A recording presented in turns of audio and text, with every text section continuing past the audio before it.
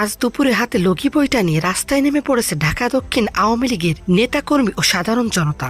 রাজধানীর এই গুরুত্বপূর্ণ সড়কে তারা স্লোগান দিয়ে জানিয়ে দিয়েছে ১৩ তারিখের লকডাউন সফল করতেই এই প্রস্তুতি। দলের হাইকমান্ড থেকে শুরু করে তৃণমূল পর্যন্ত গত কয়েকদিন পর্যন্ত মাঠে সরব। রাজধানীর বিভিন্ন এলাকায় ছোট বড় সভা মিছিল ও শোডাউন করে নিজেদের শক্ত অবস্থান তুলে ধরছে তারা। আজকের মিছিলটি ছিল সবচেয়ে বড়। হাতে লগি বইটা নিয়ে দলের কর্মীরা স্লোগানে মুখর করে তোলে রাস্তাঘাট। উপস্থিত নেতারা জানান ১৩ তারিখের কর্মসূচি সফল করতেই আজকের এই ঐক্য। এদিকে ঢাকার এই শক্তি প্রদর্শন দেখে বিরোধী দলের মধ্যে আতঙ্ক দেখা দিয়েছে বলে স্থানীয় সূত্র জানিয়েছে। অনেকের মতে আওয়ামী লীগের এই গণজাগরণ দেশের কোটি কোটি আওয়ামী লীগ নেতাকর্মী ও সমর্থকদের মনোবল কয়েক গুণ বাড়িয়ে দিয়েছে।